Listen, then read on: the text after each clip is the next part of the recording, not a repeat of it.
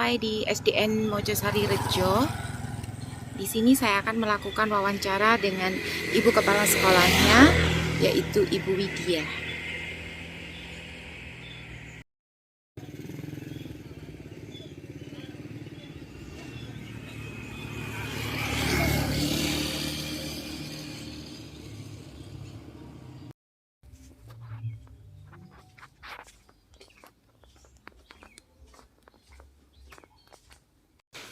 Assalamualaikum warahmatullahi wabarakatuh. Perkenalkan, saya Rini Trisno Wulandantri, CGP Angkatan 5 dari SMA Negeri 1 Suko. Pada kesempatan siang hari ini saya mendapatkan keberuntungan karena di siang hari ini saya bisa bertemu dengan Ibu Widya. Ibu Widya adalah salah satu guru yang berusia masih cukup muda, tetapi beliau memiliki karir yang bagus karena beliau sekarang sudah mendapatkan tugas tambahan ya Bu ya sebagai kepala sekolah. Nah, kenapa saya memilih Bu Wid? Satu, pertimbangan saya adalah usianya yang masih muda, kemudian sebagai seorang perempuan mengambil keputusan untuk menjadi seorang kepala sekolah atau mengikuti seleksi kepala sekolah itu hal yang tidak mudah. Ya, dari situlah kenapa alasan saya ingin mengenal lebih jauh tentang Bu Widya. Monggo Bu Widya. Iya. Makasih ya. Ya.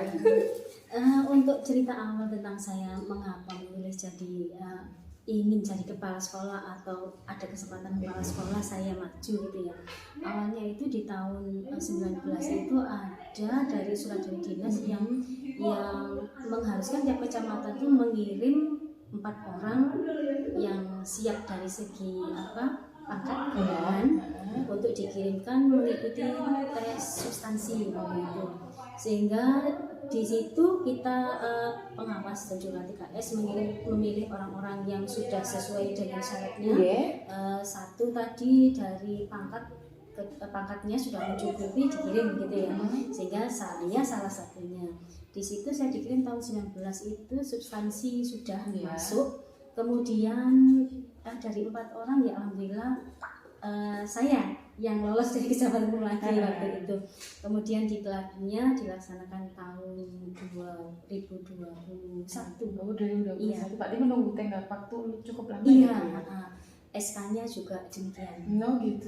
Saya baru diklatnya 2020. SK-nya yang 2021. Diklatnya waktu itu di Solo atau di ATMP sini atau kita di Solo. Oh, di Solo. Iya, hanya kan ada waktu itu pandemi ya.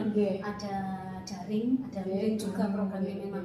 Kita di luring di sini berapa kali pertemuan ada jadwalnya. Kemudian kita terakhir itu di Solo daring. Gitu ya. Berarti prosesnya nggak mudah juga ya. Iya, betul. Berarti ujiannya cukup banyak dan saya yakin kalau Solo yang mengadakan tugasnya lumayan. Iya, waktu itu substansi yang mengadakan di sini sama substansi tahun 19 itu. Dari sekian orang yang ikut itu berapa ya saya juga lupa yang terjaring itu berapa.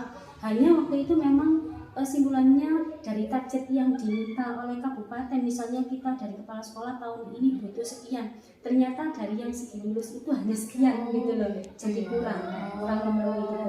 Tapi ya karena kita memang syaratnya harus lulus substansi ya orang itu yang dikirimkan. Berarti memang dari segi hitam di atas putih memang benar mampu mumpuni, terus akhirnya tempat juga tersedia, akhirnya lancar. Betul, ya Bu ya. Alhamdulillah. Terus akhirnya sekarang ditempatkan di SDN Mojosari Rejo. Lumayan jauh Bu dari rumah? Kalau teman-teman ini sih jauh ya, cuma kalau saya karena kebiasaan patas itu ya hanya 10 menit sudah bagi saya. Sejauh apapun kalau masuk dalam satu kecamatan yang masih dekat masih dekat. Aduh, saya nih yang lintas kecamatan susah saya nih. Baiklah Bu Wid, sebagai seorang kepala sekolah tentunya Bu Wid pasti akan menghadapi banyak sekali permasalahan, mulai dari permasalahan yang ada anak-anak sesama guru, mungkin dengan wali murid dan sebagainya. Dari permasalahan yang kebetulan saya di sini sedang mempelajari modul 3.1 Bu Wid, yaitu pengambilan keputusan dari seorang pemimpin. Di modul 3.1 itu Bu Wid, permasalahan itu ternyata dibagi menjadi 2, yaitu dilema etika dan bujukan moral. Nah, salah satu yang saya baca di modul itu, kalau di Dilema Etika itu mungkin sekolah akan mengadakan suatu studi wisata kemana, tapi ternyata itu mungkin menarik biaya ya Bu ya. Kalau di tingkat SD juga menarik biaya Bu ya.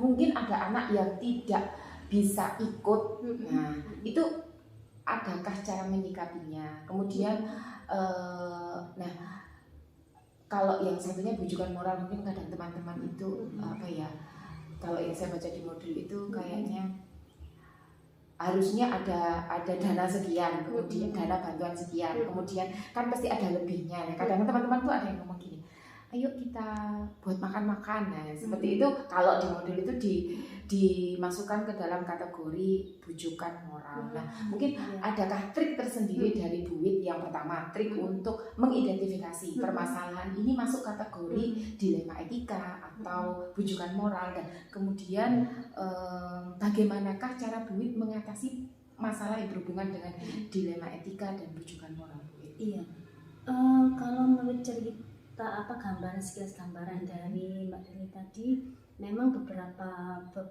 kali atau beberapa permasalahan mesti ada ya, atau ini berkaitan dengan program misalnya. Kalau semisal tadi ada kita studi banding keluar daerah, kita mesti membutuhkan dana.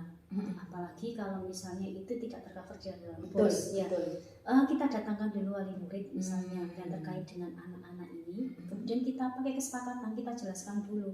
Karena memang ini tidak ada di dalam AKAS atau pembelanjaan sekolah, maka kita rumuskan dengan wali murid gitu. Kita kemukakan program sekolah ini apa, karena tidak bisa di-cover dari dana sekolah, ini harusnya bagaimana. Kan kita tawarkan seperti itu. Kita juga beri gambaran manfaat kegiatan ini apa dulu kepada wali murid. Kita ambil kesepakatan dulu dari mereka, mau jalan terus atau enggak gitu. Kan gitu ya. Misalnya ini, apalagi kalau ini kita akan menggandeng komite juga, tidak langsung sekolah jalan gitu ya. Kita menikah dulu dengan komite, alasan kita mengajukan program ini apa. Kemudian kalau di arkasnya tidak ada, di programnya ada, nanti komite juga bersama kita nanti akan sharing gitu ya. Oh, pemecahannya seperti ini mungkin. Kalau misalnya dipecahkan butuh dana, maka kita mengumpulkan wali murid dulu ya. Kita cari kesepakatan dengan wali murid. Misalnya kalau butuh dana sekian ini, bagaimana Bapak Ibu melihat manfaatnya seperti ini. Ini komite yang mengajukan itu atas usul inisiatif kita. Nanti komite merundingkan dengan wali murid. Misalnya pada waktu itu sepakat semuanya bersedia mulai, tapi karena keadaan satu kondisi kan ada satu dua yang betul ya. Sebelumnya ini tidak kita temukan ke wali murid, tapi kita ngomong ke komite. Misalnya ada seperti ini Pak, nanti mesti ada, misalnya kita jagani saja bagaimana. Misalnya dana kita patok harga 50.000 misalnya ya. Itu sudah harus bisa mengcover anak-anak yang tidak bisa. Gitu, harusnya begitu. Iya, karena kita kan sudah dari awal ya. Iya, karena kita tahu bahwa sekian anak, apalagi SD kan hanya kecil ya muridnya. Kita tahu, kita konsultasikan juga dengan guru kelasnya. Misalnya jadi sekian anak ini biasanya kesulitan itu yang seperti apa sih, anak yang mana. Itu mesti gurunya tahu. Ini biasanya Bu. Nah, kita nggak mau nanti di tengah kegiatan, jalan kegiatan ternyata nggak bisa masuk semuanya kan ya. Yang jelas ini kita harus memikirkan anak-anak juga, bahwa mereka tidak bisa ikut karena alasan biaya ini sangat memukul mereka. Dan kita nggak mau ya, harusnya semuanya tercover. Nah, ini untuk antisipasi ini, penyisaan misalnya ada dana berlebih, kita alokasikan ke anak, kita cover anak yang tadi. Tapi kita nggak ngomong secara langsung ke wali murid dulu. Menjaga ya. Iya, agar apa sih, mereka juga tidak terlalu jaga istilahnya.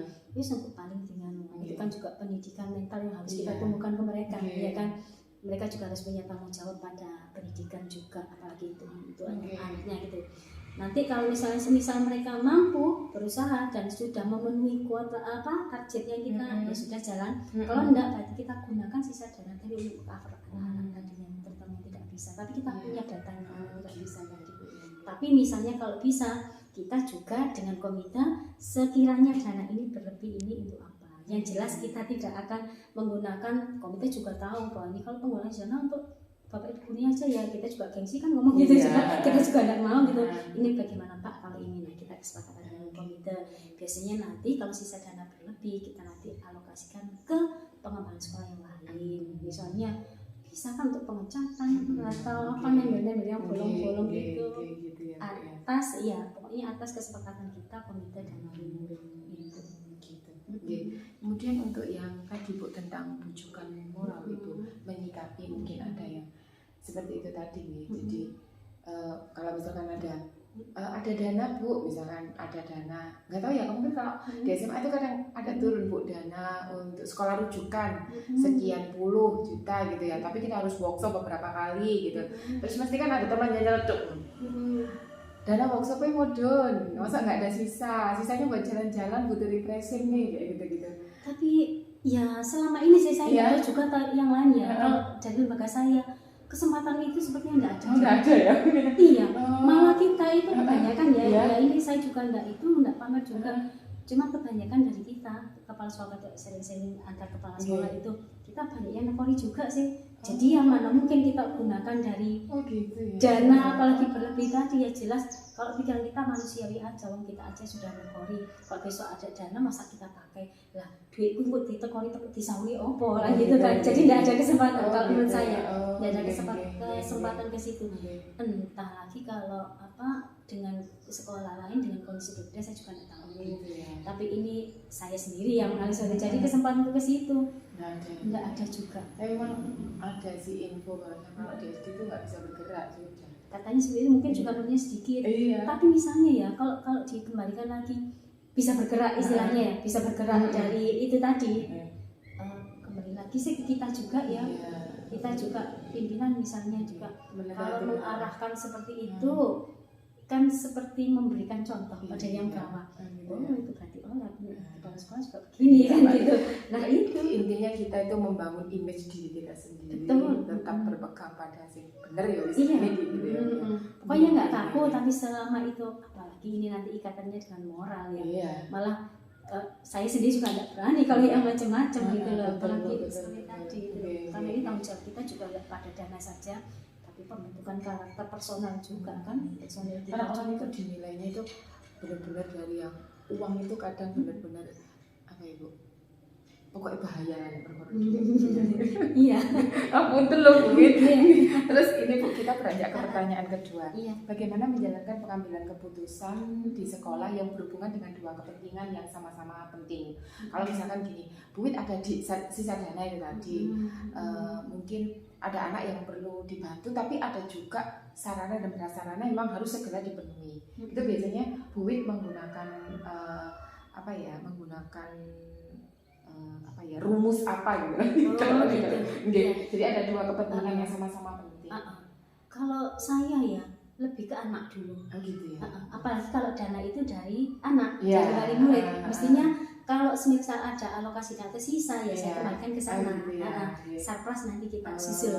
Gitu. Berarti benar-benar menerapkan filosofinya diajar Dewan Dorong. Soalnya diajarnya bilang begini, semua pembelajaran itu harus berbasis atau berpihak kepada anak. Nah kalau yang diambil duit tadi adalah ke anak, berarti panjenengan benar-benar menerapkan itu. Amin. Kemudian Bu, berarti kalau mungkin ada itu tadi ada kepentingan yang berbenturan, panjenengan tetap mengutamakan anak gitu, sesuai dengan ini sudah sesuai dengan langkah nomor 3. Kemudian langkah keempat, hal apa saja yang jenengan anggap efektif untuk mengambil keputusan di kasus dilema etika seperti itu tadi. Ini tadi kan dilema etika ya Bu, kepentingan satu anak untuk berlawanan dengan kepentingan surplus, kepentingan umum orang banyak. Nah dalam hal ini pengambilan keputusan panjenengan itu berpegang pada apa? Mungkin lebih dispesifikkan ya gimana ya itu tadi. Misalnya ada tadi ya benturan antara penyukupan sarana dan anak itu. Terus yang ditanyakan itu yang panjenengan jadikan kunci utama untuk memilih anak itu sebagai pilihan. Anak itu tidak diri itu apa? Pemikirannya seperti apa? Karena bagi saya gini, percuma saya melengkapi sarana prasarana, percuma sekali kalau ini nanti akan memakan korban anak. Istilahnya ini kebutuhan anak yang paling harus dipenuhi, walaupun bisa dipenuhi dari surplus salah satunya ya. Tapi kita langkahi misalnya ada anak yang berkebutuhan akan dana, apalagi dananya dari orang tua. Kemudian saya akan memilih untuk mengalokasikan sisa dana ini ke sarpras. Saya pikirnya begini sih, ini dananya juga dari siswa. Kemudian ada anak yang tergerus kepentingannya saya angkat ke sini, saya malah juga tidak bisa melangkah dengan nyaman gitu loh. Apalagi nanti ada yang kedua ya, ini mungkin mudah-mudahan nggak terjadi, ada komplain dari orang tua juga gitu. Itu kan yang saya pegang. Berarti Bu Wit ini satu, komitmen ke anak, yang kedua peduli, yang paling harusnya seperti itu. Iya. Harusnya seperti itu. Sudah seperti itu Bu jenengan. Kemudian ini Bu, hal-hal yang merupakan tantangan dalam menyikapi atau menghadapi dilema etika. Tantangannya untuk menyikapi hal seperti tadi ya. Dilemanya mungkin kembali ke dana lagi ya, misalnya. Ke dana lagi misalnya. Kalau saya nggak bisa berbagi, otomatis saya akan berkorban. Satu yang akan saya korbankan. Saya pikir kan kalau sarana, mungkin walaupun kita harus berusaha melengkapi sarana, tapi kan nanti pada kerucutnya nanti kan akan ke bagian yang memang harus bertanggung jawab pada sarana, misalnya dinas harus mencukupi kebutuhan kita. Tapi selama kita bisa mengcover dana ini untuk anak, ya kita alokasikan sesuai dengan kebutuhan anak itu. Jadi ibaratnya gitu tantangan kalau dalam kasus ini tetap dari dana. Dan memang terbesar kalau di SD itu dana. Kalau saya rasakan memang iya sih, kita tidak bisa bergerak. Karena nggak narik SPP Bu. Iya, terus murid besar kecilnya kan juga termasuk. Kita termasuk SD kecil di sini. Gitu. Jadi penggunaan dananya pun juga terbatas. Ya, SD kecil, kemudian personilnya ini ASN-nya hanya sedikit. Jadi kita untuk mengcover anak-anak supaya anak bisa didampingi oleh guru. Paling kan kita mendatangkan guru GDT. Guru GDT kan juga butuh dana juga. Itu dari mana Bu? Iya, dari bos tadi. Jadi seumpama orang itu keluarga miskin gitu ya, atau kurang berkecukupan lebih lah, dana itu memang digunakan ya untuk kebutuhannya dia makan minum ini saja. Tidak ada dia bisa beli baju atau kebutuhan primer. Kan memang ASN kita sedikit. ASN sedikit, kita datangkan GDT, otomatis gelontoran dana kan ke GDT juga. Kita juga sedikit. Kecuali kita tercukupi dari segi ASN cukup, kita nggak menarik ke GDT, uang bisa kita gunakan ke sarpras yang lain. Jadi memang agak sedikit rumit ya, karena kalau saya melihat dari luar Bu, nggak ada menarik SPP gitu, nggak ada naik dana iuran. Dari kadang SMA saja yang udah narik dana iuran saja gendong indit gitu loh Bu, karena apalagi kalau mengikuti keinginan anak-anak sih minta lomba lah, sih minta ekskul lah, ini itu juga dana. Sejenis bisa sih kita konsultasi dengan komite dan paguyuban juga. Ini kesulitan sekolah ini, dana ini untuk kita program ini, misalnya kesulitan dana seperti ini kita bisa seperti itu. Hanya saja kalau saya tahu, saya semenjak saya di sini ini memang masyarakat sosial ekonominya juga menengah ke bawah gitu. Saya juga mesti harus hati-hati juga. Iya, hati-hati juga. Mereka kebanyakan, saya juga pernah konsultasi ke kepala desanya juga, masyarakat daerah sini nggak kebiasa ditarik seperti itu. Kalau yang lainnya mungkin sudah terbiasa, dan mereka juga bukan ditarik sih istilahnya itu memberi sumbangan gitu nggak ada. Nggak ada. Bukan ditarik sih. Kalau saya ngomong ditarik nanti salah. Karena ketika kita menyampaikan gagasan ini, program ini, paguyuban, komite tahu, diungkapkanlah ya, ini ada program ini, Bapak Ibu bagaimana membantu atau tidak. Kalau masyarakat di sini kebiasaannya itu misalnya lainnya seperti memberikan sumbangan misalnya, oh iya saya sanggup 100.000 misalnya, sini itu hanya di bawahnya. Memang sosial ekonominya agak beda dengan yang lain. Jadi ada biaya untuk membeli buku atau apa? Nggak ada, karena buku kan kita beli dari bos itu. Buku tebal bisa ada tema itu bisa. Iya, kita dana nggak ada bos. buku tambahan lain untuk pegangan gitu. Nggak ada. Kita nggak Ya Allah, benar-benar harus tetap mendidik di dalam kondisi yang terjepit. Waduh, sepertinya itu beratnya Bu ya. Iya ini. Bu, selama mungkin ada dilema tadi ya, dilema etika seperti itu. Panjenengan punya nggak ketentuan misalkan harus cepat selesai, harus ditenggat berapa waktu gitu untuk penyelesaian dari suatu permasalahan dilema etika itu tadi Bu? Sebenarnya ada sih target itu Mbak. Ada, kita harus tetap pasang target misalnya, tapi target itu harus kita ukur juga. Ya, sekiranya ini nanti saya kira-kira sekiranya ini nanti mereka mampu berapa atau kita berapa bulan atau apa, ya itu target kita. Toh nanti kalau target tidak terpenuhi, ya sudah kita itu lagi ngomong-ngomong lagi. Jadi ini luwes gitu ya. Iya, tetap tapi target tetap ada. Selama ini dalam Buwit menghadapi dilema etika yang terjadi, adakah faktor pendukung, mungkin bisa seseorang atau apa gitu yang mendukung Buwit dalam mencari solusi atas dilema etika? Ya jelas ada Mbak, kita kan nggak bisa kerja sendiri ya, nggak bisa. Selain Bapak Ibu guru saya juga punya kepaguyuban juga, punya komite juga. Nah itu yang saya biasanya ajak omong-omong. Dalam satu sekolah ini jumlah komitenya berapa? Ketua komitenya 1, anggota dari guru 2, kemudian dari luar guru seperti wali murid atau pendidikan itu 3. Seperti itu. Nanti seperti kepala desa kan bukan masuk struktur komite, hanya kita bisa konsultasi. Terakhir ini Buwit, selama ini pelajaran apa yang bisa panjenengan petik dalam menyelesaikan persoalan yang berhubungan dengan dilema etika? Kadang panjenengan harus memilih antara mengutamakan anak dengan sarana prasarana yang harus segera dipenuhi, atau mungkin tadi anak ini seharusnya bisa ikut rekreasi tapi karena ekonomi tidak. Panjenengan bisa menyelesaikan dengan baik dari solusi-solusi yang baik yang sudah muncul dari keputusan panjenengan. Pelajaran apa yang bisa panjenengan ambil gitu ya? Satu, mestinya saya harus melihat kebutuhan anak. Yang kedua, kebutuhan ini kalau kurang saya konsultasikan dengan atau saya sharingkan dengan wali murid, paguyuban atau komite. Itu yang saya jadi kerjasama. Betul. Kerjasama, kolaborasi yang betul. Kan saya nggak bisa memputusi sendirian. Nah itu Bu, karena itu tadi alasan saya menjadi seorang kepala sekolah pemimpin. Tidak peduli itu sekolahnya besar atau kecil, tetap adalah seorang pemimpin, di pundaknya ada tanggung jawab. Dan kalau perempuan bisa mengambil keputusan untuk menjadi seorang kepala sekolah, berarti saya mengacungi jempol kalau mungkin bisa 4 gitu loh Bu. Karena itu tidak mudah gitu loh Bu.